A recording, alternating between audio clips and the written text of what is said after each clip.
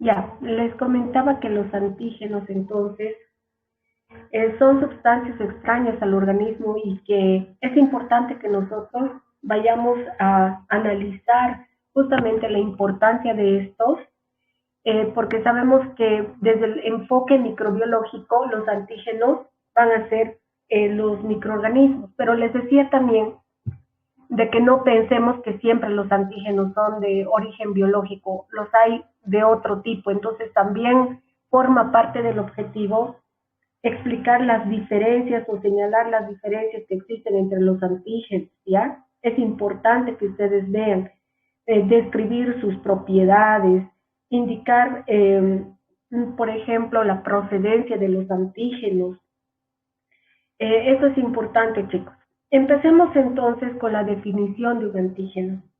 Los antígenos, entonces, conocidos también como inmunógenos, van a ser cualquier sustancia extraña al organismo y además que son capaces de provocar una respuesta inmune, tanto en vivo como in vitro. A ver, vamos a ir consolidando esto.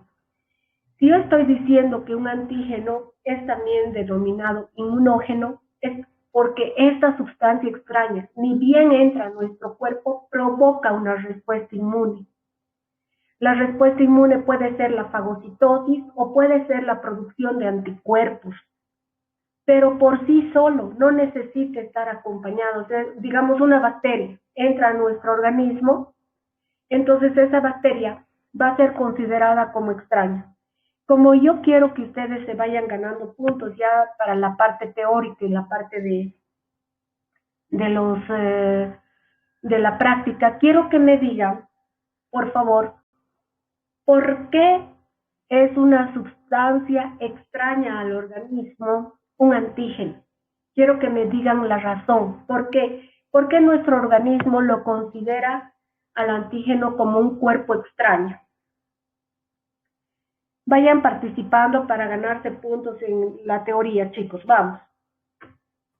Podría ser porque un antígeno tiene microorganismos atenuados y son No, extraños. no. La pregunta es, mi amor, te vuelvo a formular la pregunta. Quiero que me digas por qué nuestro organismo va a reconocer a los antígenos como sustancias extrañas. Porque tiene un ¿Por peso qué? molecular elevado, ¿verdad? Sería. Porque tiene peso molecular Porque elevado. Puede ser una complejo mayor razón. histocompatibilidad clase 1. Ya, ¿quién ha dicho eso? ¿Quién ha dicho de complejo mayor de histocompatibilidad clase 1? Esther, doctora. Esther, estás muy bien ubicada. Porque la anterior Entonces, clase, ¿qué dijimos? ¿Qué dijimos? Que para que todas las células sean reconocidas como propias, ¿qué tenía que haber? complejo mayor histocompatibilidad clase 1. Exacto. ¿Y un antígeno tendrá complejo mayor de histocompatibilidad clase 1? No, doctora. No, pues, y esa es la razón fundamental para que nuestro cuerpo lo reconozca el antígeno como extraño. Esa es la razón, chicos. Muy bien, realmente excelente. ¿Quién más me dijo, por favor, que tiene que ver con su peso molecular? Zocha, doctor. Muy bien, Joseir. Tiene que ver con el peso molecular, porque los antígenos, si son de bajo peso molecular, van a pasar inadvertidos. Si ahorita yo estoy pasando clases y pasa una filita de hormiguitas, no sé, bordeando mi casa, yo no voy a percibir eso, porque es de bajo peso molecular. Pero si, digamos, viniera una avioneta a querer estrellar en mi casa, sí voy a percibir, ¿no es cierto? Porque es grande. Entonces, el peso molecular también tiene que ver con el hecho de que se reconozca, perdón, que se reconozca al antígeno como antígeno. Pero la señorita que ha respondido, porque los antígenos carecen de complejo mayor de histocompatibilidad clase 1, se va a llevar hoy 4 puntos, 4, porque es una pregunta de examen, y la verdad que esa es la respuesta, porque si es extraño, entonces por favor no nos olvidemos, es una sustancia extraña a nuestro cuerpo, toda aquella sustancia, cualquier sustancia que no tenga el complejo mayor de histocompatibilidad clase 1. Entonces, una partícula de tierra, una bacteria, los virus no tienen complejo mayor de histocompatibilidad clase 1, solamente los humanos tenemos complejo mayor de histocompatibilidad clase 1, porque el complejo de mayor de histocompatibilidad de los ratones, de los gatos y todo es diferente, y sus células, si fuesen ingresadas a nuestro cuerpo, también serían reconocidas como extrañas. Y esa es la respuesta más importante. Entonces, si el antígeno es una sustancia extraña, ingresa y ya está provocando una respuesta inmunitaria. Ni bien ingresa, el primer mecanismo de respuesta en ponerse en marcha es la fagocitosis, ¿no es cierto? ¿Cuál es la primera célula que fagocita el antígeno? A nivel de tejidos, Macrófago. los macrófagos, pero hay una célula especializada. Yo te dije, te vas a llevar 2 puntos por eso me olvidé a decir.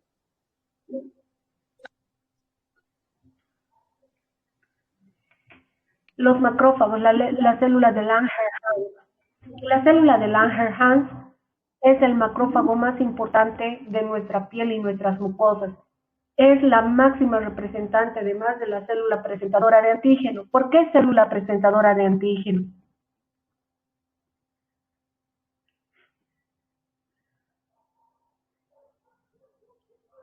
¿Por qué es célula presentadora de antígeno, chicos? Ya les he dicho en la anterior clase. Porque esta va a ir a presentar. Libera citokina porque estimula la respuesta inmunitaria. Sigan participando. Porque es la célula que presenta el péptido a un linfocito una vez que ha sido fagocitada. Muy bien, pero ¿a través de qué lo presenta? A través de el complejo de histocompatibilidad clase 2. Muy bien. ¿Qué te llamas, mi amor, tú? Moreno Gabriela, doctora.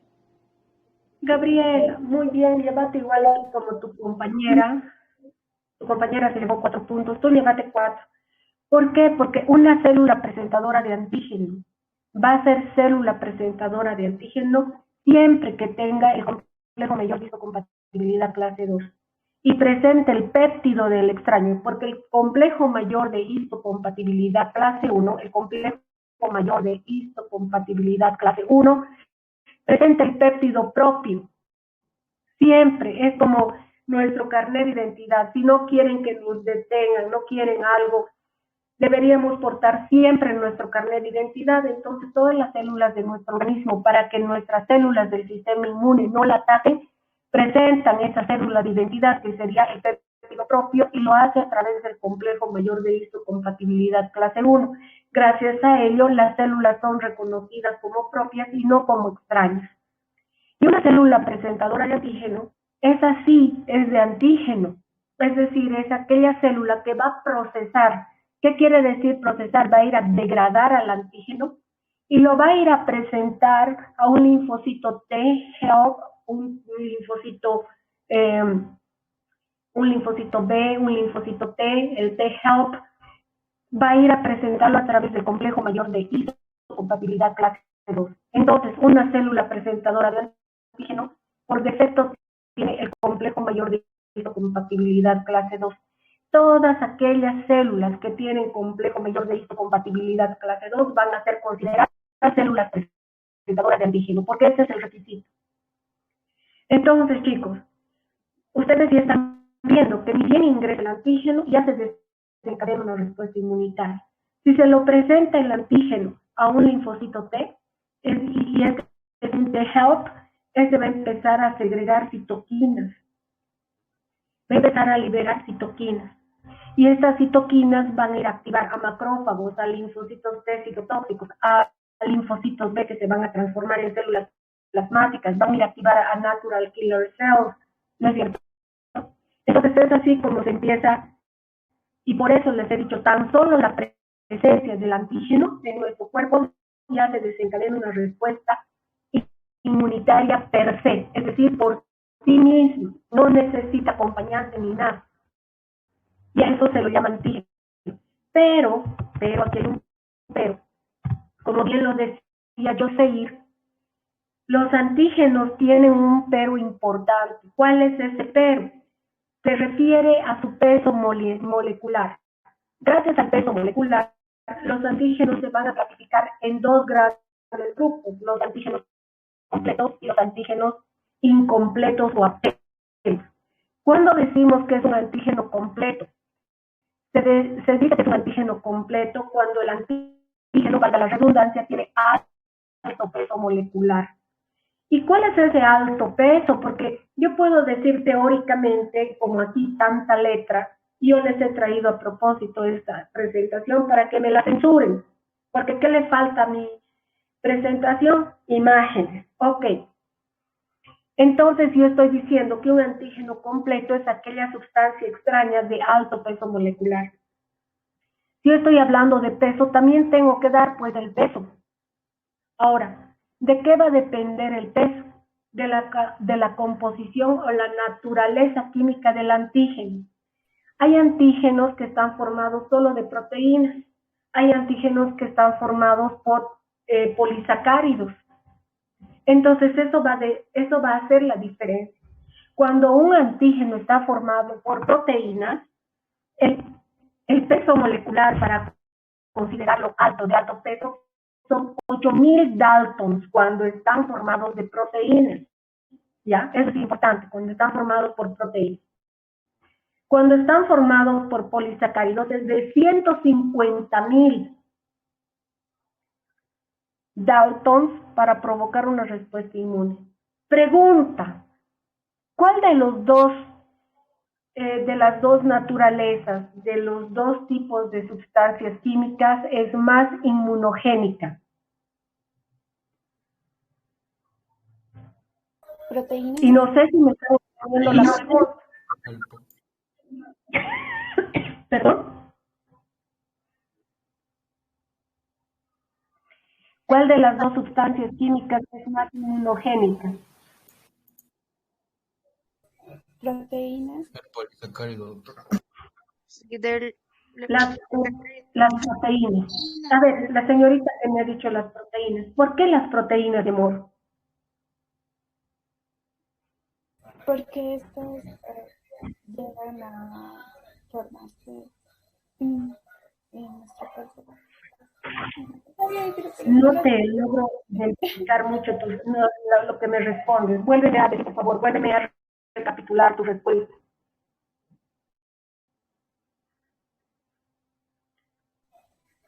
¿Por qué las proteínas, Vidita?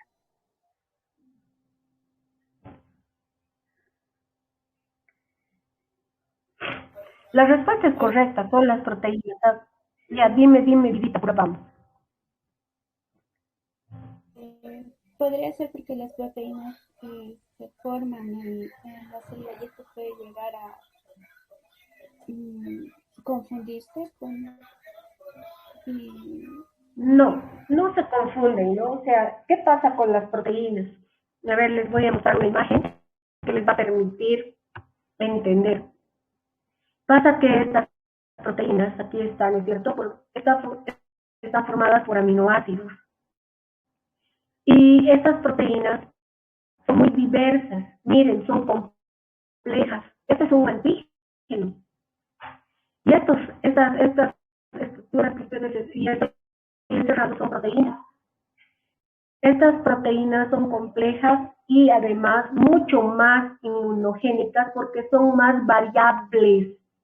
Miren aquí cuántas formas diferentes hay en un mismo antígeno que está este es un antígeno de naturaleza proteica. Y miren las proteínas que están constituyéndolo, tienen tantas formas, pero tantas formas, que lo que ocurre es que estas proteínas pueden estimular inclusive a muchos más anticuerpos. Entonces, van a disculpar, cerró la puerta porque mi hijito ha empezado a hablar fuerte. Les decía, las proteínas son siempre más inmunogénicas por lo complejas que son. Mientras esta proteína, miren acá, mientras esta proteína está formando un anticuerpo con unas características que le van a permitir al anticuerpo adherirse a esta proteína, esta otra va a estimular a otro linfocito para que se forme un anticuerpo con esta otra característica y así sucesivamente. Entonces, quiero que ustedes entiendan que las proteínas, los antígenos que están formados por proteínas son mucho más inmunogénicos que los que están formados por polisacáridos. Y ustedes tienen que empezar ya a interpretar eso. Los polisacáridos, por ejemplo, sí son muchos azúcares, pero los azúcares solo son de un tipo. Puede ser, por decir, una glucosa. Las glucosas son siempre las mismas. Entonces, van a formar un tipo de anticuerpo. En cambio, miren aquí, los antígenos que están formados por tanta diversidad de proteínas factibilizan a que se formen más anticuerpos contra ese antígeno. Por eso en las vacunas se trata de inyectar antígenos proteicos. En el caso del COVID, muchas de las vacunas que se han inyectado ha sido en base a su proteína Spike. Bueno, pero está teledirigida a la proteína de superficie del coronavirus para que se formen anticuerpos específicos contra el Spike. Pero si el virus rompe la célula y sale a medio formarse, van a haber proteínas contra la proteína M, contra los ácidos nucleicos, ¿no es cierto? Pero lo que yo quiero que entiendan, y que con esto terminamos, que los antígenos formados por proteínas habían sido más inmunogénicos que los polisacáridos. ¿Quedó claro eso?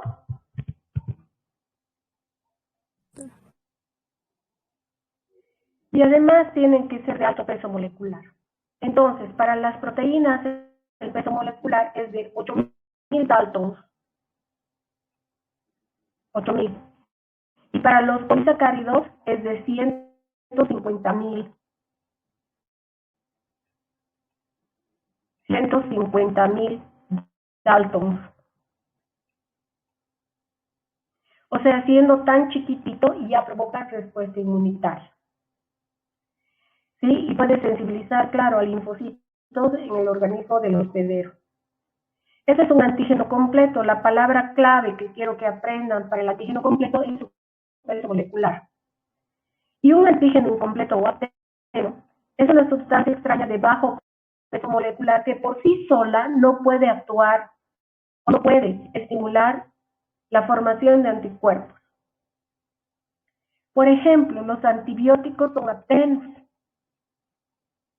La mayoría de nosotros tomamos antibióticos cuando estamos enfermos. El antibiótico es una sustancia extraña. Debería desencadenar en nosotros una respuesta de tipo inmune, pero no lo hace. ¿Por qué? Porque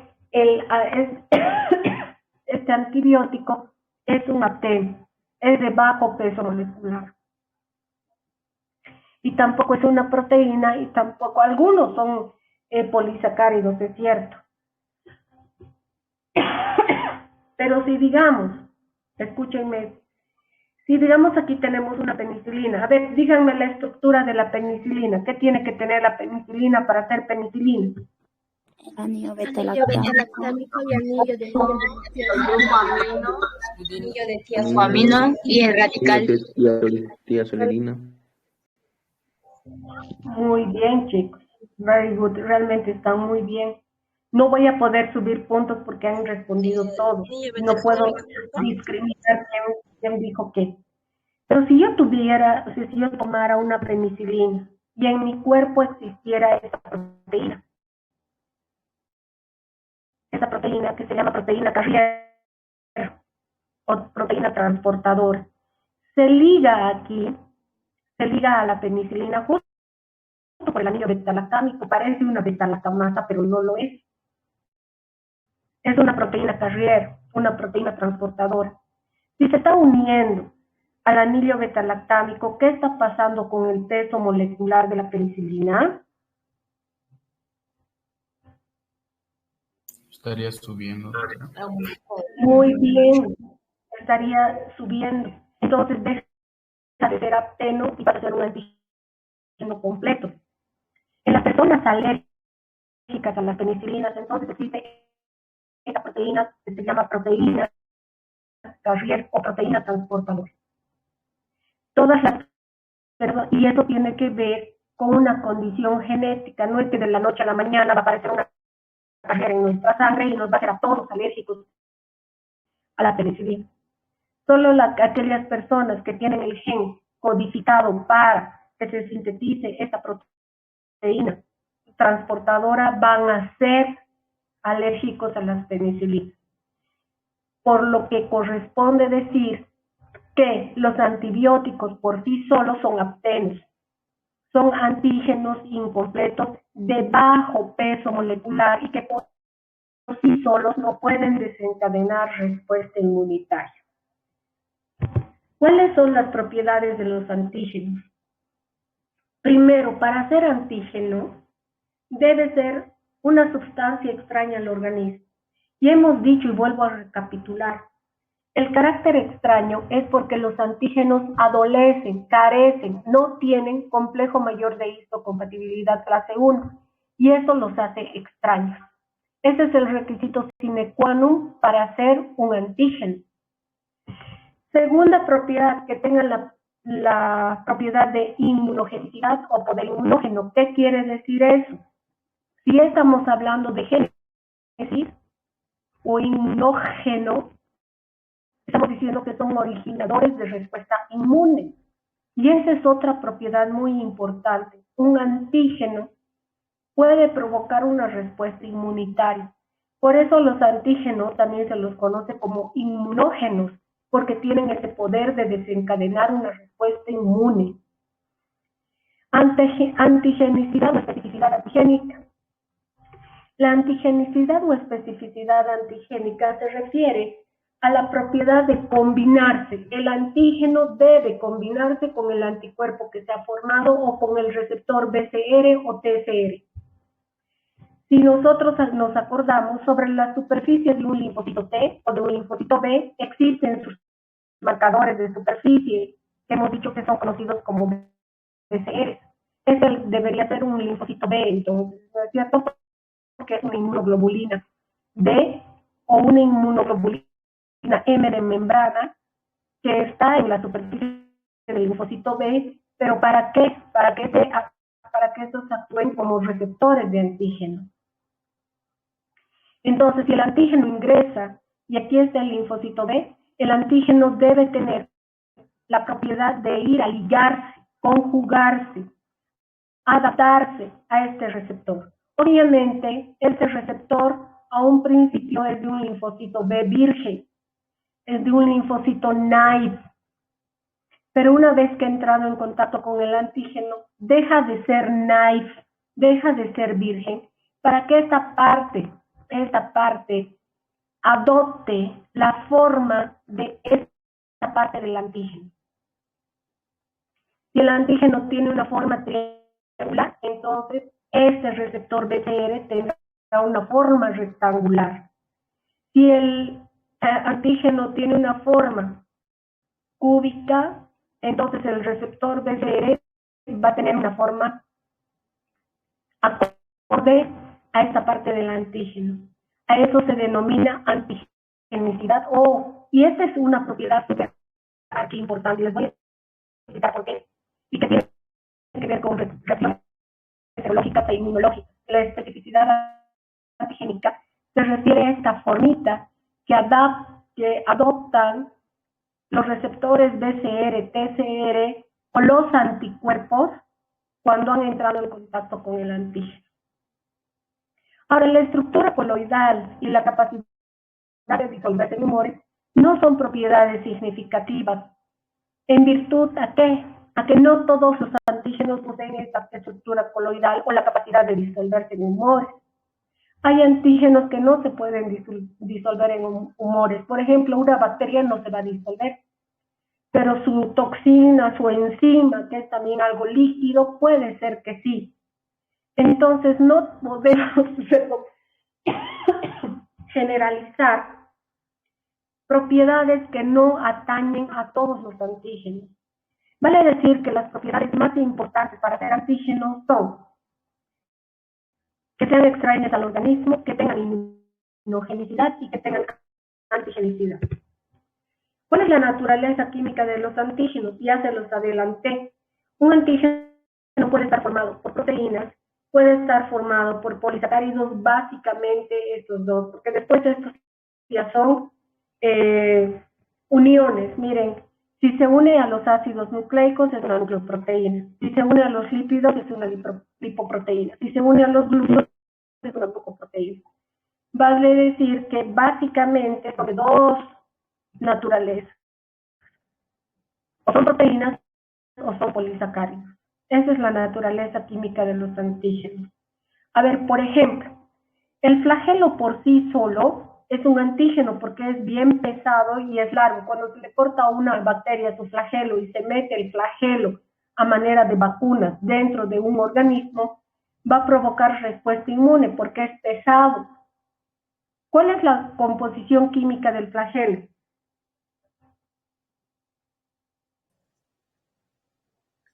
¿Cuál es la composición química del flagelo? Que presenta flagelina. Muy bien, que presenta flagelina. ¿La flagelina qué es? Una proteína. Proteína. Exacto, es una proteína. ¿Quién ha dicho flagelina así tan tímidamente en el fondo? ¿Así? ¿Quién era? Juan Carlos Saica, doctor. Y a Juan Carlos, te vas a llevar 2 puntitos, ¿ya? Porque si me hubieras dicho tú la respuesta de proteínas, te llevabas tus 4 puntos. Hoy día máximo se pueden ganar 4 puntos. Entonces, mira, es un ponderado, por si acaso 4 puntos. Sigan participando nomás. Y los que me han dicho proteínas, si no se han ganado los 4 puntos o pueden seguir acumulando, se van a llevar a 1 puntito. Muy bien. Entonces, cuando yo hablo de naturaleza química de los antígenos, me estoy refiriendo a cómo está constituido el antígeno. Si el flagelo, entonces, yo tomo en consideración el flagelo, ese flagelo está formado por la flagelina, entonces es de naturaleza proteica. Las cápsulas de las bacterias, digamos que es una bacteria y es el cuerpo de la bacteria, y se muere la bacteria por dentro, queda la cápsula como si fuera una cáscara. Pero la cápsula por sí sola, sin tener vida, la bacteria puede provocar respuesta inmune porque es de alto peso molecular. ¿De qué está constituida la cápsula? De polisacáridos, doctor. Muy bien, de polisacáridos. Entonces, estos polisacáridos van a estimular la respuesta inmune. ¿Quién me respondió? Yo soy el doctor. Ya yo seguiré, entonces tienes tus 4 puntos por hoy. No puedes ganar más, perdón, pero es que tenemos que dar oportunidad a todos los compañeros. Entonces, chicos, fíjense, estos son antígenos por sí solos. Y fíjense también y analicen que básicamente la naturaleza química o son proteínas o son polisacáridos o sus combinaciones. Otra cosa que es importante es que ustedes sepan que los antígenos pueden ser microbianos y no microbianos. Los microbianos los conocemos porque ya hemos estudiado mucho de microbiología. Hemos visto que los microorganismos pueden ser bacterias, virus, hongos, parásitos. Ahora, los antígenos no microbianos pueden ser nuestras propias células, sí pueden ser. Pueden ser las células de otra persona, por supuesto. Pueden ser las células o fluidos de animales, sí, cuando entran a nuestro cuerpo, claro que sí van a ser. ¿Por qué? ¿Cómo puede ser que en nosotros haya antígenos, o sea, nuestras células puedan ser antígenos de nosotros mismos? Ahorita vamos a ver. Entonces, quiero que entiendan esto. Los antígenos no siempre son microbianos. Obviamente, en microbiología vamos a hacer énfasis en esto. Pero tienen que conocer que hay antígenos no microbianos. Ya les he dicho, la naturaleza química es importante, ¿no es? Y hemos dicho que las proteínas que conforman los antígenos son moléculas, en primer lugar, complejas. Y son mucho más inmunogénicas que los polisacáridos. Ya les he explicado las razones por qué. Porque estos aminoácidos se van agrupando de diferente manera y van a ir a estimular a diferentes linfocitos para que estos formen diferentes tipos de anticuerpos frente al mismo antígeno. Por eso son inmunogénicas. ¿Y por qué? Porque son complejas. ¿En qué radica su complejidad? En estas formas que adquieren sus aminoácidos. Estas partes que ustedes están viendo acá, que sobresalen en la superficie del antígeno, se denominan epítopes. Ahorita voy a hablar de los epítopes. Ahora, cada antígeno, si estuviese formado de proteínas, está conformado por cientos de aminoácidos, ¿ya? Y muchos epítopes, que son la parte del antígeno que sobresale de su superficie. Eso es un epítope, y que además va a dar la especificidad antigénica, ¿ya? Ustedes ahorita me van a entender porque con una sola imagen la primera vez no entendemos, pero ahorita vamos a ver. Un epítope, entonces, ¿qué son los epítopes? Porque tenemos que ir en orden. Un epítope viene a ser, si todo esto es el antígeno, estos son los epítopes, estos son los epítopes, conocidos también como determinantes antigénicos. Entonces, ¿qué es un epítope o determinante antigénico? Es la porción o fracción del antígeno que va a ir a reaccionar con un anticuerpo o con los receptores BCR o TCR de los linfocitos B y T respectivamente. Son pequeñas partes, son partes que salen así como chinchoncitos que sobresalen del antígeno y están formados aproximadamente entre 11 y 30 aminoácidos. Y si fueran azúcares, entre 3 y 4 azúcares residuales. Esto es un epítope. Entonces, repasemos. ¿Qué había sido un epítope, chicos? Determinante antigénico. Es un determinante antigénico, pero ¿qué es un epítope? Es una porción o fragmento del antígeno. Si ustedes fueran antígenos, si ustedes fueran bacterias, ¿qué parte de sus cuerpos serían los epítopes? La cabeza. La cabeza, los brazos y las piernas. Los brazos. Muy bien, Dale la cabeza. muy bien, la cabeza. Ya, pero si digamos considero la cabeza como parte de mi cuerpo, ya, mis orejas, mi nariz serían los epítopes, ¿no es cierto? Entonces ustedes han entendido, es una porción o fragmento del antígeno que va a interactuar. Ahora, ¿con quién interactúa? Miren, aquí estamos. Los epítopes se llaman también determinantes antigénicos y justa la palabra determinante es que determinan la forma que van a adaptar, ya sean los anticuerpos o los receptores BCR o TCR de los linfocitos B o los linfocitos T respectivamente. Entonces, miren, yo tengo aquí mi linfocito T. Esta parte que va a ir a interactuar con el antígeno, ustedes saben que se llama TCR o receptor de célula T. Si este es mi linfocito B, esta parte que es la inmunoglobulina D o M actúa como receptor BCR. ¿Qué quiere decir BCR? Receptor de célula B. Este es el antígeno. Y este es el epítope. Un linfocito ya sea T o B, que entra en contacto con el epítope y ya adopta la forma del epítope, deja de ser virgen para pasar a ser un linfocito de memoria. Entonces, por eso se llaman linfocitos B de memoria o linfocitos T de memoria. Y esta formita que adoptan los receptores BCR, TCR o los anticuerpos, miren aquí, se denomina especificidad antigénica. ¿Por qué? Porque este receptor ya es específico para este epítope. Por ejemplo, si viniera este antígeno y quisiera unirse a este linfocito B, no va a poder hacerlo. ¿Por qué? Porque ese linfocito B ya tiene especificidad antigénica. Lo propio aquí, este es el epítope y este es el receptor, ¿no es cierto? Este es el BCR y ha adquirido esta forma. Si adquiere esta forma, si ya tiene forma, ¿a eso qué se llama? Especificidad antigénica. Muy bien, especificidad antigénica. Y eso es súper, mega, archi, hiper, mega, maxi importante. Si un antígeno de esta naturaleza nunca entró a mi cuerpo, never in the life, no pueden haber pues linfocitos B que tengan esta especificidad antigénica. Y tampoco podrían haber anticuerpos con esa forma.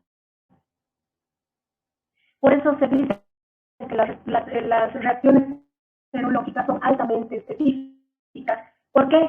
Porque si hay reacción, quiere decir que hay anticuerpos. Si yo agarro y digo, a ver, me haré un examen de VIH y voy a ir a hacerme el examen de VIH y si me sale positivo, es porque el antígeno, el virus entró a mi cuerpo y se han formado anticuerpos específicamente contra uno de los epítopes del VIH. Porque si mi cuerpo nunca estuvo en contacto con el virus, ¿cómo podría explicarme yo tener anticuerpos contra el VIH si mi cuerpo jamás estuvo en contacto con el VIH? Entonces, chicos, solamente podemos entender si nuestro cuerpo reacciona y tiene especificidad antigénica, ya sean los linfocitos B o los linfocitos T, tienen especificidad antigénica, esa célula o los anticuerpos se han puesto en contacto con un antígeno. Ok, vamos a empezar a ver ahora las propiedades de esta pequeña partecita que es el epítope, o conocido también como determinante antigénico. Vamos a decir que son los responsables de la interacción del antígeno con el receptor BCR o TCR o con los anticuerpos, porque los anticuerpos también deberían estar aquí presentes. Voy a poner aquí el anticuerpo. ¿Quién determina esa interacción? El epítope. ¿Y por qué es tan importante el epítope? El epítope es el que determina esta forma del receptor o del anticuerpo. Entonces, su forma y tamaño son importantísimos. Y por lo tanto, los epítopes tienen tres funciones muy importantes, o tres propiedades muy importantes. ¿Cuáles son estas? La inmunopotencia, la inmunodominancia y la valencia. ¿A qué denominamos inmunopotencia? La inmunopotencia es aquella parte de la superficie del antígeno para actuar como epítope. No toda la superficie del antígeno tiene epítopes, solo ciertas zonas. Entonces, a esas zonas se denominan por eso inmunopotentes.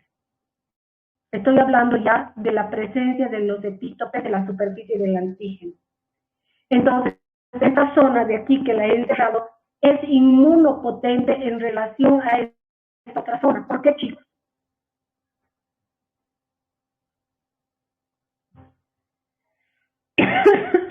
¿Por qué? Porque esta zona será más inmunopotente que esta otra zona. Porque es la parte que interactúa con el anticuerpo o el receptor. Porque es la porción del antígeno que más bien va a actuar como epítope y eso, claro, ya siendo epítope le va a permitir interactuar.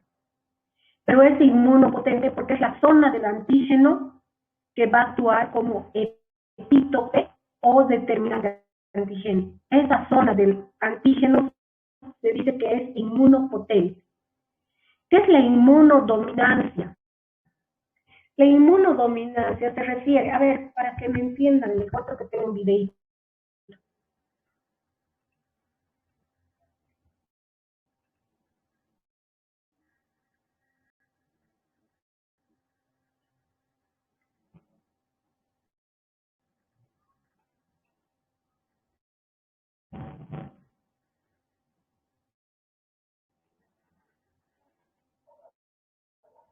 Macromolecules, usually of molecular weight greater.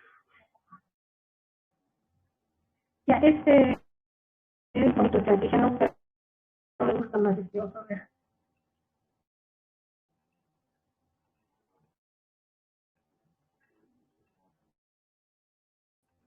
Ya, esta es una verdadera bacteria, ¿no ves?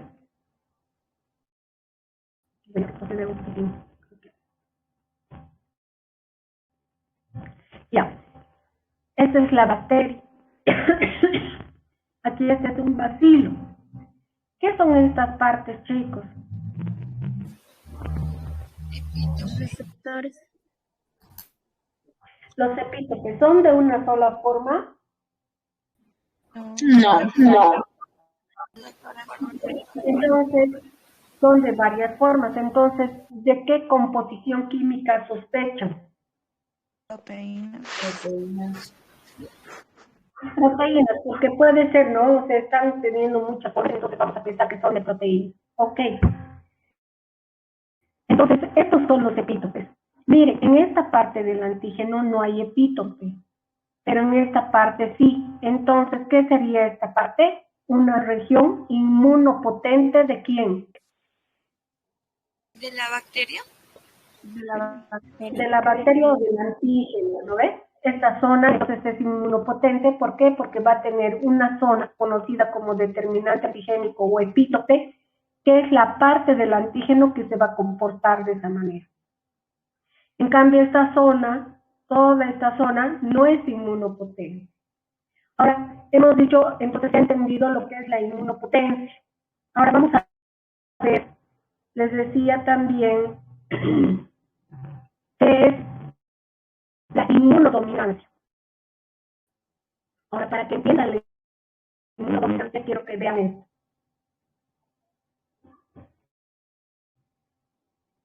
Ya. Entonces, miren cuántos anticuerpos y cuántos linfocitos B se han estimulado frente a un solo antígeno. Se han estimulado 1, 2, 3, 4 tipos de linfocitos B y han formado diferentes tipos de anticuerpos. Pero yo quiero que observen este anticuerpo con su epítope. ¿El anticuerpo está cubriendo a todo el epítope? No, doctora. No. No. Aquí Sí. Sí lo están cubriendo. sí. Ah, ya. Entonces, la inmunodominancia se refiere al hecho de que el epítope interactúe con la mayor superficie del receptor BCR, TCR o del anticuerpo. Entonces, estos epítopes son más inmunodominantes que este. ¿Me dejo entender, no, chicos? ¿Qué había sido la inmunodominancia entonces?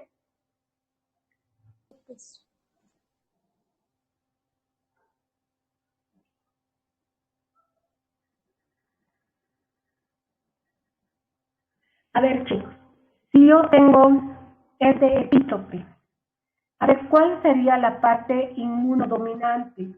¿Esta de la parte de arriba o la de abajo? De abajo. La de arriba, doctora. Arriba, doctora.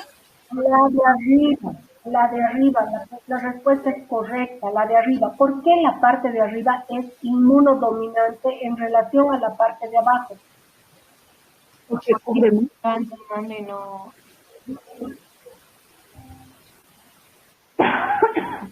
porque está interactuando ¿con quién? Con el antígeno. No, ese es el antígeno. Con el Es eso epítope, de- doctora. No, ese es el epítope. El epítope está interactuando ¿con quién? Con el BCR. Con el anticuerpo. Con el anticuerpo. Muy bien, con el anticuerpo en este caso. Ahora, una de sus compañeras ha dicho que puede ser con el BCR o con el TCR, pero estos son anticuerpos. Estos ya son anticuerpos. Entonces, si yo me refiero solo a este epítope, yo voy a decir que este epítope tiene una inmunodominancia superior que la inferior. Si me preguntarán por qué, porque la parte superior entra en contacto todita su superficie con el anticuerpo. De aquí, toditita la parte es inmunodominante. De aquí, toditito el epítope es inmunodominante y lo propio aquí. En esta parte, entonces, llego a entender la inmunodominancia, entonces, es aquella parte o fracción del epítope o la subunidad del epítope que va a ir a interactuar con la superficie del receptor BCR-TCR o con la superficie del anticuerpo. ¿Me estoy dejando entender? Entonces, esta zona es más inmunodominante que la de abajo. Por último, voy a hablar de la valencia. Se dice que los antígenos son polivalentes o multivalentes. ¿En virtud a qué? A la presencia de estos epítopes en su superficie. Entonces, si ustedes ven aquí cuántos epítopes hay, no vamos a contarlos, ¿no? Porque no vemos la otra cara de la bacteria. Y tampoco podemos suponer que hay más o menos epítopes. Entonces, para no equivocarnos y no entrar en controversia, vamos a decir que tiene muchos epítopes. Y la cantidad de epítopes hace a la valencia. Entonces, ¿qué podemos decir de los antígenos? Que tienen, o de los epítopes, que los antígenos son polivalentes o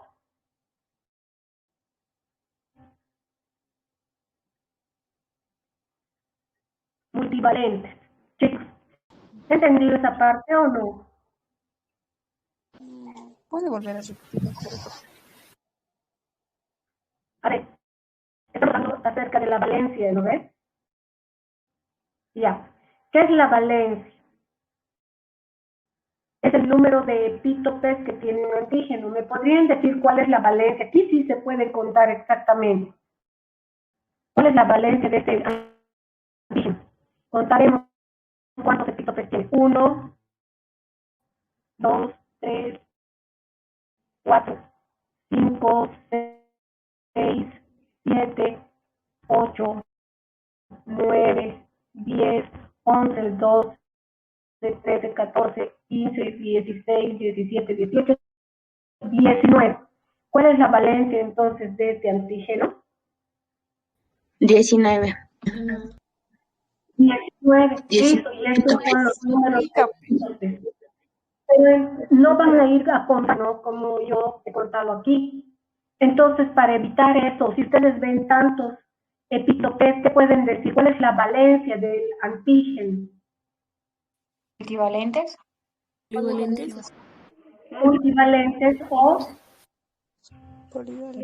O polivalentes. polivalentes. Exacto. Y entonces los antígenos, eso es bueno, porque esto permite estimular muchos linfocitos B diferentes y se formen hartos anticuerpos contra el antígeno. Y de esa manera vamos a tener muchos anticuerpos que van a ir a buscar este antígeno y por eso también nos ganamos. Y esas son las propiedades entonces de los epítopes. Estos son los epítopes. Uno pensaría, ay, ¿para qué me voy a poner esa cosita tan chiquitita? No, esa es la base, el fundamento de las reacciones serológicas, el fundamento de las reacciones antígeno-anticuerpo. Porque aquí hagan de cuenta, ¿no es cierto?, que está el anticuerpo y ese es el antígeno. ¿A través de qué se interactúa? Epítope, pues esta parte del receptor BCR, del receptor TCOR, o finalmente del anticuerpo. Y fíjense, los anticuerpos se forman en base al epítope. Por eso los epítopes se denominan también determinantes antigénicos. Y eso es lo importante. Si ese fuera el COVID, entonces aquí se forman anticuerpos contra el COVID. ¿Ya? Y estas propiedades de los determinantes antigénicos o epítopes, entonces tenemos que dominar. Miren aquí está el antígeno original. Hemos dicho que tiene muchos epítopes. Aquí se han formado porque estamos viendo que tiene solo 2 epítopes. Entonces es un antígeno bivalente porque solamente tiene 2 epítopes. Y se ha formado este anticuerpo que va a interactuar con este epítope y este otro anticuerpo con este otro epítope. ¿Cuándo se da una reacción cruzada? Cuando ya en nuestro cuerpo, si nuestro cuerpo ya ha formado, porque aquí ya formó este anticuerpo y este anticuerpo. Aquí no hay reacción cruzada porque este antígeno, el antígeno 2, tiene un epítope de forma triangular y este tiene una forma que no interactúa, entonces aquí no hay reacción cruzada. Pero aquí sí va a haber reacción cruzada porque este antígeno, sin querer queriendo, había tenido un epítope similar a la de este antígeno. Entonces, como ya hay anticuerpos contra esa forma, se va a dar una reacción cruzada. Y aquí pueden decirles, si usted tiene VIH, cuando puede ser una reacción cruzada. Por eso cuando sale ELISA positivo, nunca se le dice al paciente si tiene VIH. Se tiene que hacer una prueba confirmatoria que diga si realmente usted tiene VIH. ¿Qué se llama esa prueba confirmatoria?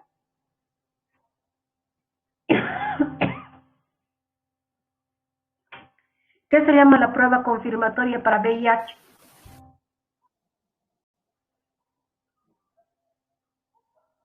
Chicos, están exponiendo sin entender, ¿no? No, el ELISA, acabo de decir que el ELISA no es definitivo para el VIH porque te puede dar estas reacciones cruzadas. El ELISA es tan sensible que pueden haber anticuerpos en tu cuerpo que reaccionen con VIH. Ya, fuerte, mi amor, he escuchado la respuesta, dime.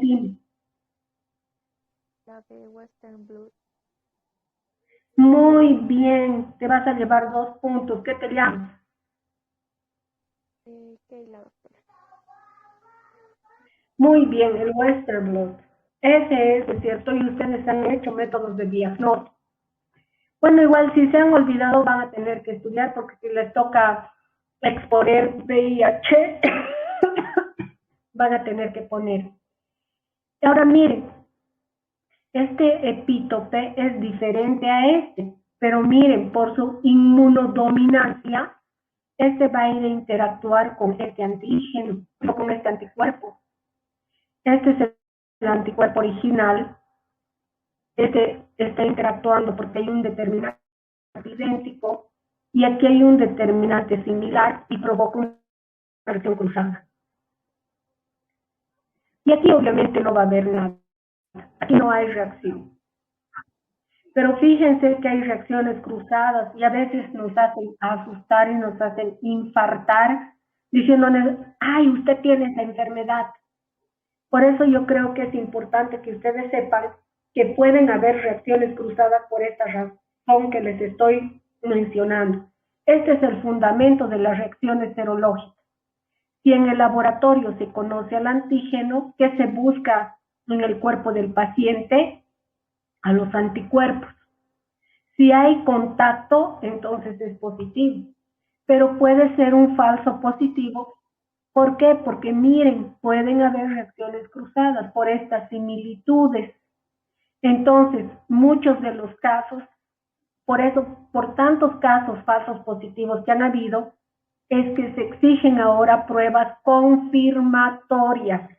En una reacción serológica, entonces no se puede llegar al 100% para algunas enfermedades, pongan entre comillas algunas enfermedades.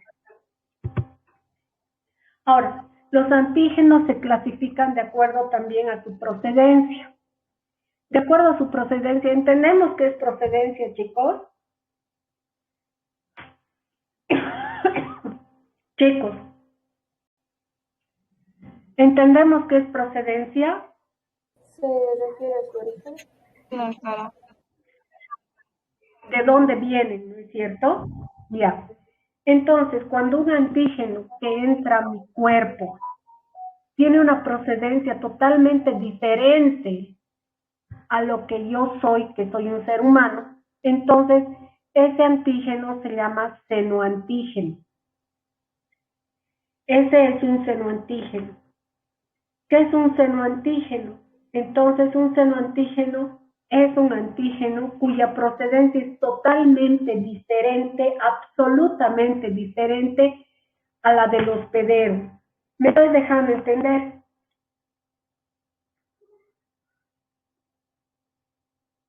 Chicos. Sí, doctora. Entonces, ¿quiénes serían senoantígenos? Las bacterias, los virus, los parásitos, los hongos, así, ¿no? Eso serían senoantígenos porque nada que ver, nada que ver una bacteria conmigo, un virus conmigo, porque no tiene nada de similitud con mi cuerpo ni con las estructuras que conforman mi cuerpo, por lo tanto es un senoantígeno. Un haloantígeno. ¿Qué es un haloantígeno? Un haloantígeno es un antígeno procedente de un individuo que es similar a mí, es decir, es una persona que es de la misma especie humana, pero genéticamente diferente. Por ejemplo, si yo tengo el grupo sanguíneo ORH positivo, ¿me podrán donar sangre del tipo AB? No. ¿Por qué no? ¿Por qué no me pueden donar? El O creo que es universal, doctor. Pero yo soy yo. Pero ¿será que me puede donar una persona unos 5 litros, 2 litros de sangre porque ya he tenido un accidente y necesito transfusión sanguínea, un grupo AB? Doctora, porque no es compatible. No puede ser, ¿no ve? ¿Por qué? Porque estos glóbulos rojos que ingresen a mi cuerpo van a ser reconocidos como propios o como extraños. Extraños, ¿no ve? Porque en la superficie del glóbulo rojo están marcados esos marcadores de superficie que son del tipo AB. Y en mi sangre, yo tengo en la superficie de mi glóbulo rojo, O. Entonces, ni bien ingrese esos glóbulos rojos a mi cuerpo, todo mi sistema de defensa inmunitaria va a ir a destruir estos glóbulos rojos, provocando una respuesta inmune. Por eso es que no podemos donar sangre si no somos compatibles. Inclusive las inmunoglobulinas tienen sus propias diferencias, y eso vamos a ver el día miércoles.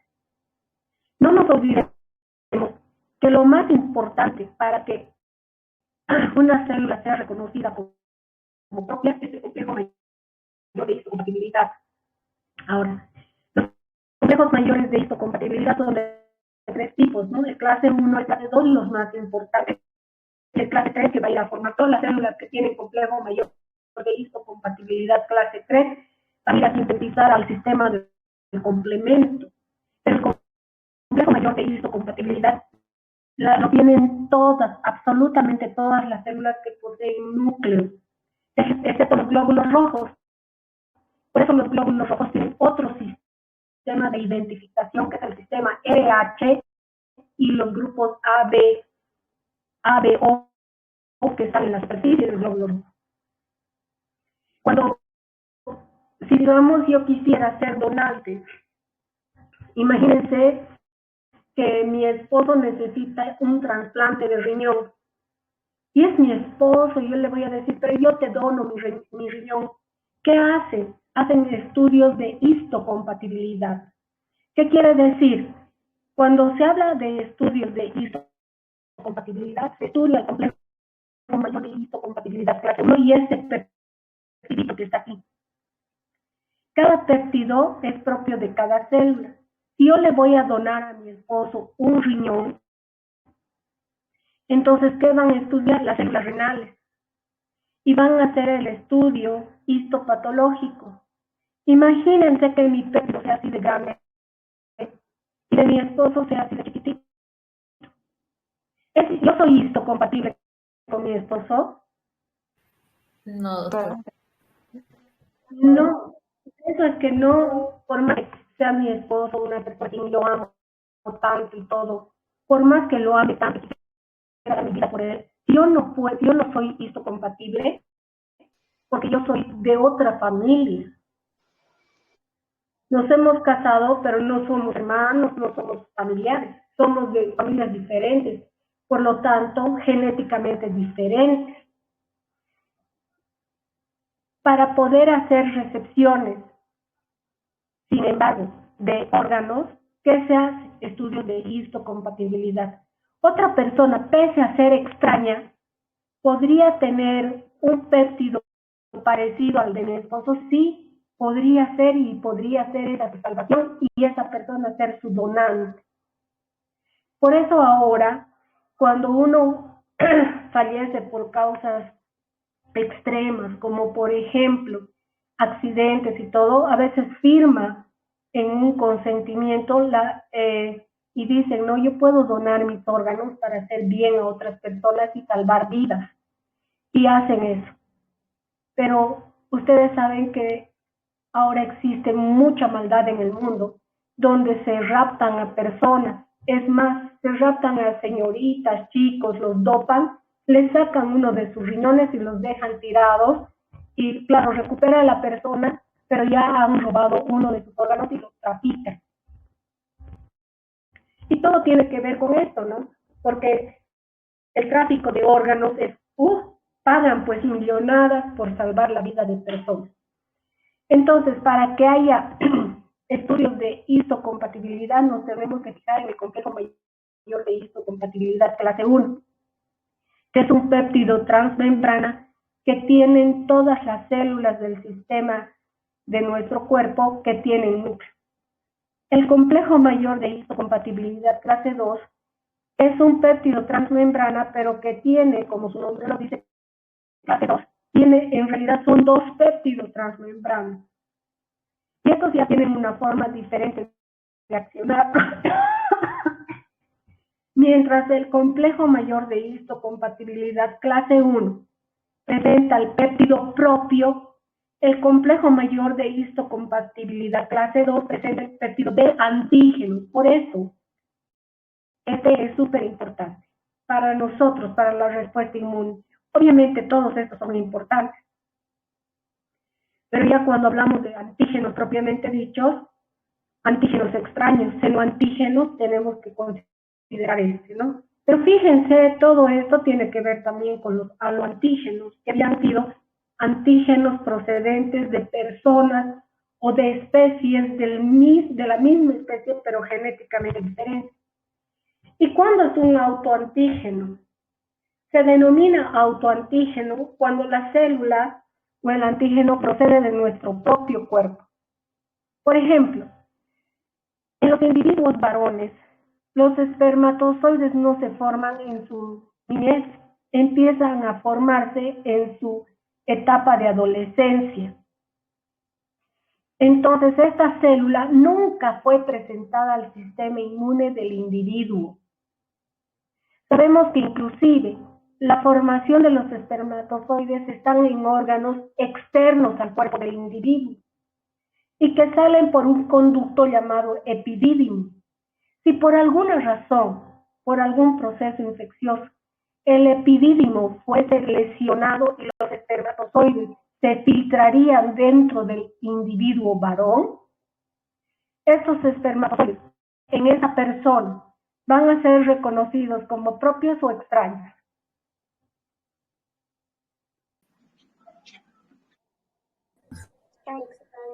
Extraños, ¿no? Extraños, doctora. extraños porque nunca se presentó al espermatozoide al cuerpo de ese individuo desde su etapa embrionaria. Por eso los espermatozoides se botan fuera. Ok, ¿qué pasa con el glóbulo, con el glóbulo ocular? En el interior está el humor vítreo. Si por alguna extraña razón se lesionase estas capas que cubren al humor vítreo y el humor vítreo saliese al exterior, ¿cómo va a ser reconocido este humor vítreo por nuestro sistema inmune?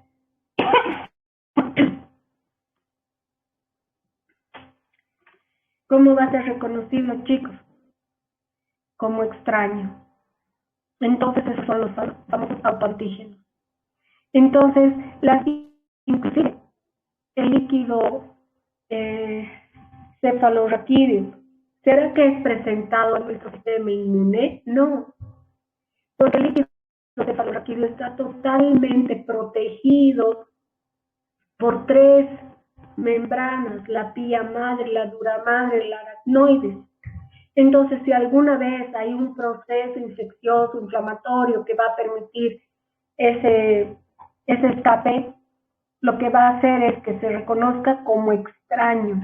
Ya eso se llama autoantígenos. Entonces, por su procedencia, los antígenos pueden ser senoantígenos, aloantígenos y autoantígenos. Entonces, tenemos que entender una cosa, que cada célula y cada tejido tiene un péptido en su superficie. Por ejemplo, un adipocito tiene su propio complejo de histocompatibilidad, clase 1 común, que saca el péptido del adipocito. Digamos, hay una A. Yo soy el adipocito y mi péptido es el A. Y ahí está el gordito, ¿no? El adipocito.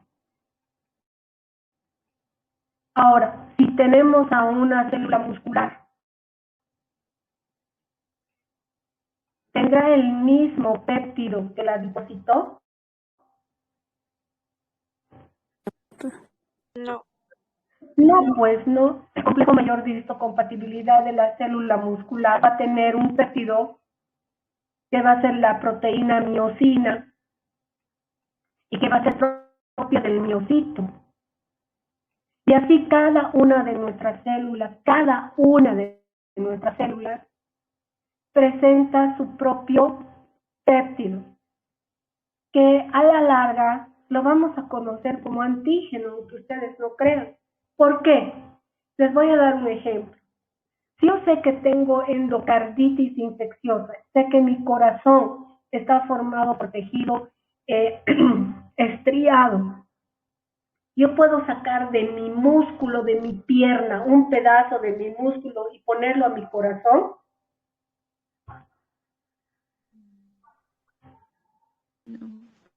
No puedo hacer eso. No puedo hacer eso, ni puedo, inclusive si yo quisiera sacar, no sé, a ver, si mi corazón está funcionando mal, ¿será que puedo sacar un pedazo de mi hígado y llevarlo ahí? No. ¿Por qué? Porque cada célula, cada tejido es diferente en cuanto a su constitución, en cuanto a su función. Entonces, tienen que entender, chicos, que cada célula, cada órgano tiene un péptido propio en la superficie de la célula. Ahora, y estos van a ser considerados antígenos, como les decía. Pero ahora, para su admiración, existen los famosos antígenos heterogenéticos. Hetero quiere decir diferente. Y génesis quiere decir origen. Entonces estoy diciendo antígeno heterogenético, estoy diciendo en otras palabras que son antígenos provenientes de otras especies, pero tienen algo en común. Aunque ustedes no lo crean, el antígeno de Forssman, perdón, chicos,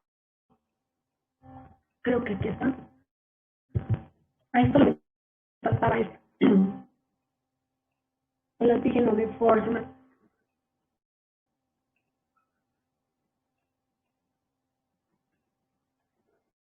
Este antígeno de Forssman Es un péptido que, aunque ustedes no crean, está presente en bacterias. Es un péptido que está presente en bacterias, pero también en nuestras células, aunque ustedes no lo crean. Sobre todo en aquellas personas que son del grupo sanguíneo del tipo A. Tienen el antígeno de Forsman, las bacterias tienen el antígeno de Forsman. Los humanos tienen antígeno de Forsman, los pollos, los caballos, los cobayos, los carneros, también algunos individuos que tienen grupo sanguíneo B. Entonces, si yo soy una persona que tiene el grupo sanguíneo A y soy parasitada por una bacteria que tiene el antígeno de Forsman en su superficie, mi cuerpo va a reconocer a esta bacteria como propia o como extraña. Como propia. Como propia. Y ahí vienen los grandes problemas, porque si esta bacteria es reconocida como propia, la infección me puede llevar a la muerte. ¿Por qué? Porque mi sistema inmune no reacciona, porque va a pensar que es parte de nuestros tejidos, de nuestras células. A eso se llama antígeno heterogenético, y es el antígeno de Forsman. Voy a hablar acerca de los antígenos propios de especie o específicos de especie. Un antígeno específico de especie se refiere al complejo mayor de histocompatibilidad en el humano, conocido también como antígeno leucocitario humano. No sé si ustedes saben, es el antígeno del HLA. Antígeno leucocitario humano, conocido también como complejo mayor de histocompatibilidad. Todas las células humanas tienen el complejo mayor de histocompatibilidad clase 1 y está codificado en el brazo corto del cromosoma número 6. Y todos tenemos que tener esto. Pero todas las especies habidas y por haber que tienen vida también tienen que tener complejos mayores de histocompatibilidad. Por ejemplo, un caballo va a tener su complejo mayor de histocompatibilidad. El ratón, el chancho, el perro, el gato, una serpiente, un ratón, va a tener su complejo mayor de histocompatibilidad. En los ratones, por ejemplo, su complejo mayor de histocompatibilidad es el H17. Pero tiene que tener complejo mayor de histocompatibilidad, porque imagínense que ustedes tengan un perrito que lo amen y adoren. Perdón, les he dicho, en el ratón es el complejo se llama H2, en el cromosoma 17 está codificado. Perdón, su complejo mayor de histocompatibilidad de los ratones es el H2, que está codificado en su cromosoma número 17. De nosotros se llama complejo mayor de histocompatibilidad y su información está codificada en el cromosoma número 6, en el ratito corto del cromosoma número 6. Ahora les decía, todas las especies, los caballos, los chanchos, perros, gatos, tienen que tener complejo mayor de histocompatibilidad, porque también los animales son susceptibles a ser injertados, trasplantados. Si ustedes tuvieran un perrito que lo aman mucho y estuviera mal de riñones, les apuesto que ustedes harían de todo. ¿Para qué? Para que pueda tener un trasplante de riñón, y los veterinarios especializados los hacen. Imagínense un caballo pura sangre que cuesta $150,000, $300,000, hasta $1,000,000 creo que cuestan estos caballos, porque son caballos de carrera, que se enfermen. Entonces los llevan a veterinarios que hacen trasplantes. Entonces cada ser vivo tiene su propio complejo mayor de histocompatibilidad. Imagínense que no tengamos. Entonces, ¿para qué sacrificaríamos a otro humano si yo pudiese hacerme un trasplante de un chanchito? A que me traigan el riñón del chanchito y me lo pongo. no habría ningún problema, ¿no? Pero no se puede. ¿Por qué, chicos? Porque cada especie tiene su propio complejo mayor de histocompatibilidad. Y eso nos hace diferentes. ¿Se ha entendido?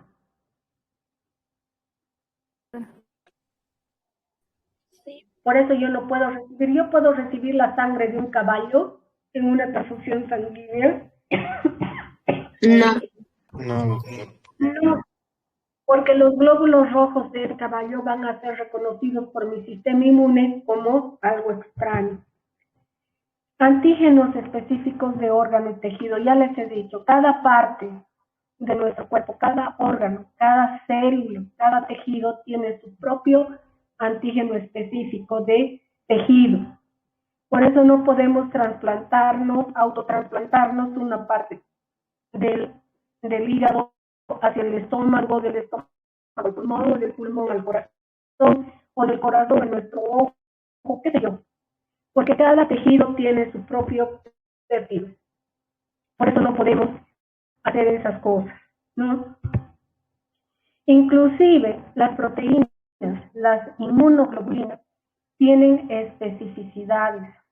Vamos a ver el día miércoles, por ejemplo, que la inmunoglobulina G es de 4 tipos diferentes.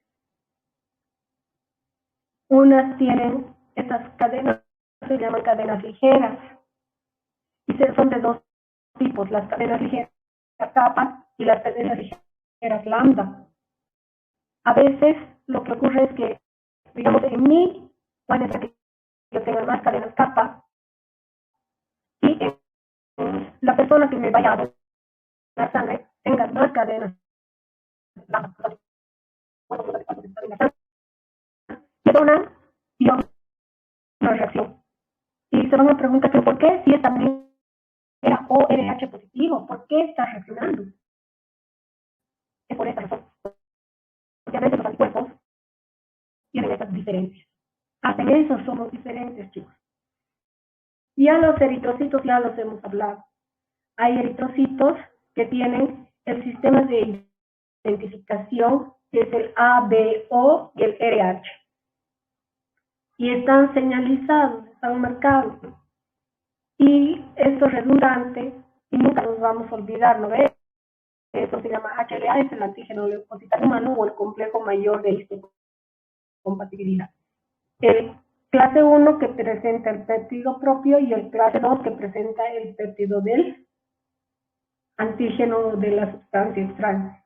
Y el clase 3 es el que va todas las células que tienen complejo mayor de histocompatibilidad. Clase 3 sintetizan el sistema de complemento. Para ir terminando, y no sé qué hora es, por favor, si me podrían indicar. Sí. ¿Qué hora, mi amor? 7:55, doctora. Ah, ya, entonces estoy en hora, ¿no? Voy a ir cerrando con eso de los antígenos bacterianos. Una bacteria, entonces, presenta los siguientes grupos de antígenos. Puede presentar el antígeno heterogenético de Fortman, sí les he dicho, ¿no? O sea, hay bacterias que tienen ese antígeno de Fortman y también los humanos. Y eso es de importancia clínica porque ese antígeno de Fortman, esa bacteria podría producir infecciones mucho más severas en relación a otras que no lo tenga, porque ya sabemos que hay algunos humanos que también tienen el antígeno de Fortman en sus glóbulos rojos, principalmente los individuos que tienen el grupo A o el grupo B sanguíneo. Luego vamos a ver que hay bacterias, las bacterias también tienen antígenos de grupo específico. Por ejemplo, un estreptococo, y eso por favor, los chicos que tienen que exponer estreptococos, anótense. Un antígeno específico de grupo de los estreptococos es la proteína M, muy característica de los estreptococos. Y existen más de 180 tipos de proteína M que liberan los estreptococos, pero ese es un antígeno de grupo. El hipopolisacárido, ¿en qué bacterias están? Negativas. Negativas. Muy bien. ¿Quién ha dicho negativas al principio? Yo, doctor.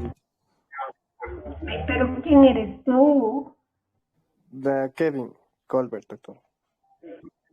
Ah, Kelly, llévate 2 puntitos, porque me tienen que responder como flash eso, porque ya tienen que saber. Entonces, un antígeno que es de grupo específico, sí o sí es el lipopolisacárido, porque tipifica a una bacteria gram negativa, chicos. Después, un antígeno, ya sean de gram positiva o gram negativa. Ahorita te he dado el ejemplo del lipopolisacárido. ¿Y cuál sería un antígeno propio de una gram positiva? ¿El peptidoglicán? Sí, podría ser el peptidoglicán, tienen razón. Puede ser el peptidoglicán porque les he dicho que el peptidoglicán puede ser de alto peso molecular y sí, evidentemente, muy bien. ¿Quién ha dicho peptidoglicán? Se nos lleva 2 puntitos. Entonces, en la pared celular, el peptidoglicán, que es más abundante en una gram positiva, podría considerarse un antígeno específico de grupo, que es de la gram positiva, ¿no?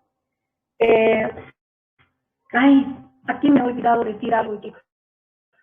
Está el antígeno de Wassermann también, que está presente en las espiroquetas.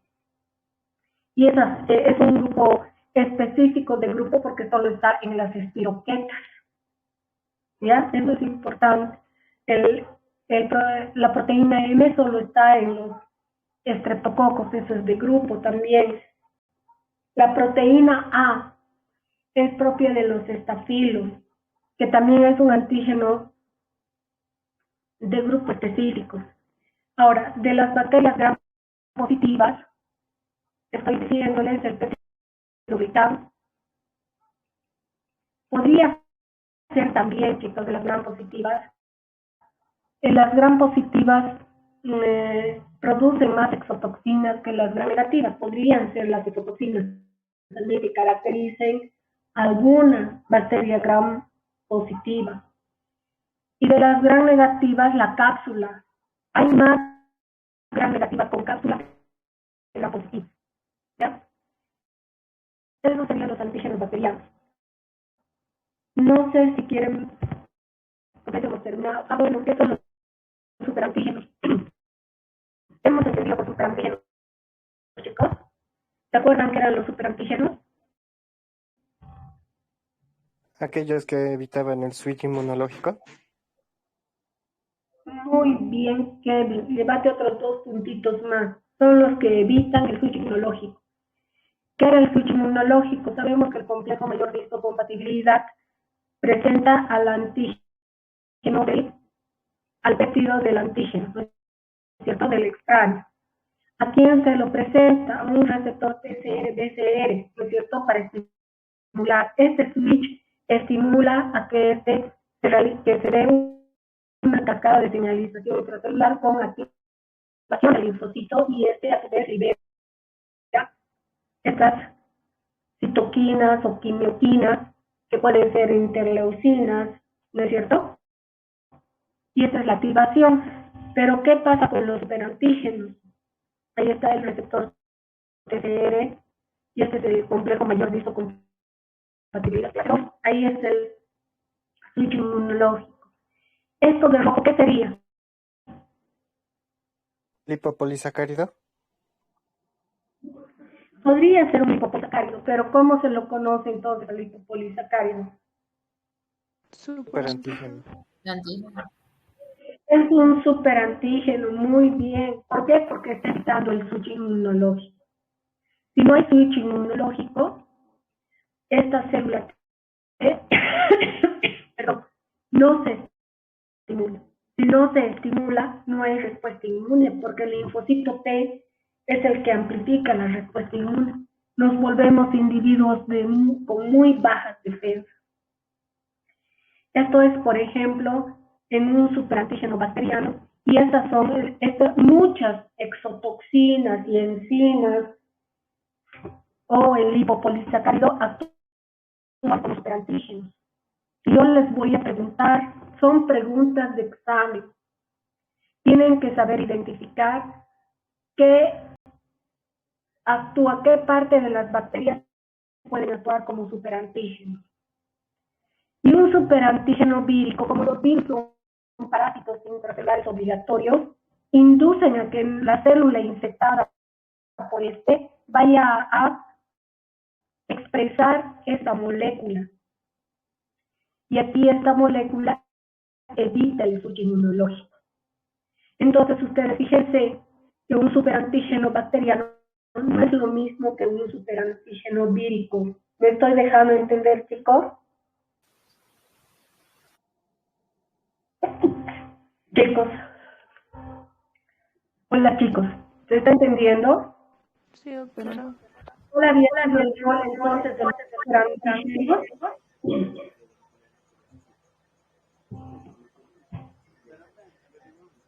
Dijo doctora, se le escucha. ¿Cuál es el rol de los superantígenos?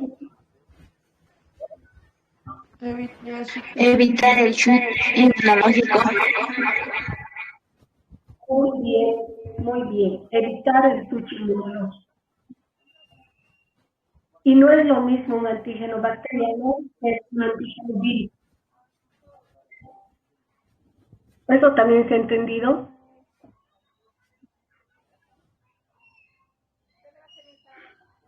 Disculpe, doctor, ¿podría repetir la diferencia? Perdón, Kevin. ¿Podría volver a repetir la diferencia entre un superantígeno vírico y un bacteriano? Sí, mira, los antígenos bacterianos se tratan de toxinas o enzimas que se meten en la llave inmunológica, evitando el switch inmunológico. Mira, está con su micrófono encendido, compañero. Bien. Qué bien, pastor.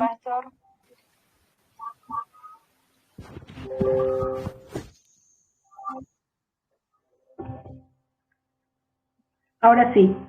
Entonces, miren, es una sustancia, en el caso de los bacterianos, es una sustancia o una estructura que se va a meter aquí en la llave inmunológica, en el switch. En cambio, el superantígeno vírico sale de la célula infectada como un vástago gigante que evita que haya switch inmunológico, Kevin. ¿No? Entonces ahí, si yo en un examen les pusiera, porque les voy a empezar a meter muchas imágenes, si yo les pongo esto, yo les puedo poner en el examen y les puedo decir, ¿no? El inciso A, digamos, y este es el inciso A. Este es el superantígeno bacteriano, un superantígeno viral, un superantígeno fúngico, un superantígeno bacteriano. Ninguna de las anteriores es correcta. ¿Qué tendrían que encerrar si les pongo esta imagen? Superantígeno bacteriano. Muy bien, eso te has dado cuenta porque es una vuelta. Mira, no está emanando de la célula hospedadora. En cambio aquí, ¿qué sería?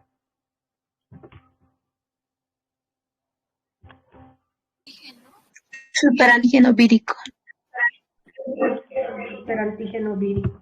Ahora miren, tantos superantígenos, van a ver, la mayoría de los superantígenos son bacterianos y se trata de toxinas que liberan las bacterias. Miren, chicos, les voy a mostrar aquí cuáles son superantígenos.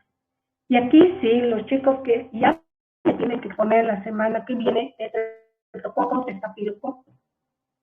Miren, en el estreptococo está la exotoxina pirogénica estreptocócica, que había sido un superantígeno. Del estafilo está una de sus enterotoxinas, pero también la toxina del síndrome del choque tóxico. Yo ya les estoy dando preguntas de examen, porque ustedes tienen que saber que hay exotoxinas que actúan como superantígenos. ¿Y por qué es importante conocer? Porque ustedes van a entender ahí la gravedad de la enfermedad. Por eso a veces le tememos mucho al Staphylo aureus o al Streptococcus pyogenes, porque producen esas potentes exotoxinas que actúan como superantígenos. Pero miren, todos estos son los superantígenos. Pero no van a aprender de la noche a la mañana, van a ir aprendiendo a medida que vayan exponiendo los temas. Ahorita tal vez quisiera que ustedes aprendan la exotoxina del síndrome del choque tóxico, la exotoxina pirogénica estreptocócica. Miren, la proteína M es también un superantígeno, ¿sí? Ya después, cuando vayamos viendo plasmas, clostridium, ya vamos a ir viendo en micobacterias. Miren, aquí están preguntando, la micobacteria es un superantígeno. El VIH sí es un superantígeno. Por eso al ser un superantígeno el VIH, por eso es que es también un virus que produce inmunosupresión. Y obviamente somos por eso síndrome de inmunodeficiencia, porque si no hay un switch, esta célula no va a poder, por nada del mundo, no va a poder activarse. El VIH es un superantígeno. Pero ese no sería el caso del superantígeno viral. Debería ser que el VIH saque un vástago aquí. Grande, ¿no? Esos chicos han aprendido, pero ¿cuántos superantígenos han aprendido hoy día? 4. ¿Cuáles son? Bacteriano vírico. Ya, pero quiero que me identifiquen los bacterianos que hemos estudiado ahorita.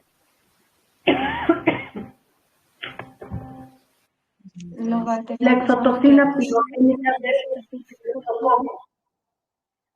Después la toxina del síndrome del choque tóxico del estafilo. La proteína M del estreptococo y el VIH. Ya, por lo menos 4 ya tiene. Ah, y el lipopolisacárido. Entonces ya tenemos 5 superantígenos aprendidos. ¿Ya? 5 superantígenos aprendidos. Y no se olviden, porque cuando vayan a exponer, yo les voy a preguntar a mis expositores y también les voy a preguntar quimioterapia, mecanismo de acción, efecto de acción, espectro de acción. Así que a los que les toque exponer a partir del lunes, cuando les toque tratamiento de estreptos o estafilos, me van a desglosar ahí. Si dicen el tratamiento es en base a penicilina, van a tener que, yo les voy a preguntar qué tipo de penicilinas, de qué tipo de acción. Tienen que estudiar, si pueden poner imágenes, ponenlas de las penicilinas, un betalactámico, y tienen que aprender. De esa manera nunca más se olvidan, y cuando lleguen a un curso inmediato superior, chicos, van a estar como pez en el agua, porque van a saber diagnosticar, van a tener nociones de tratamiento y mucha seguridad. Eso es lo que se busca. Chicos, ha sido un gusto. Se lo subo al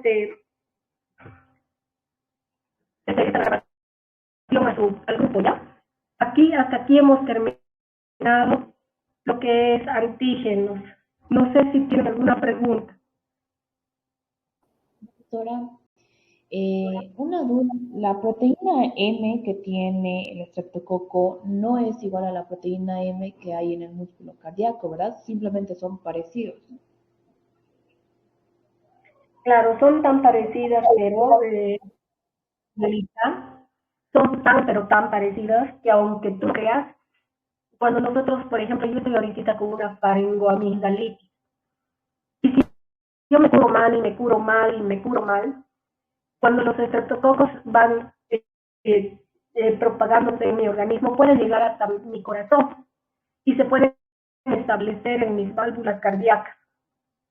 Cuando mis defensas van a tratar de defenderme del estreptococo, se van a rayar, porque van a ver la proteína M del músculo cardíaco parecida a la proteína M del estreptococo, y van a empezar a atacar, pero no al estreptococo, sino a mis células.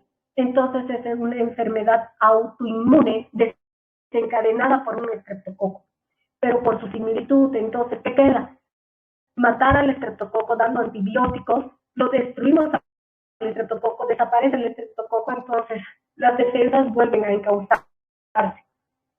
Es una autoinmunidad que si tú no la curas a tiempo, te molesta, pues, y de ahí aparece la fiebre reumática y la glomerulonefritis aguda. Tú tienes que exponer eso, ¿no? Gabrielita, el lunes, ¿no?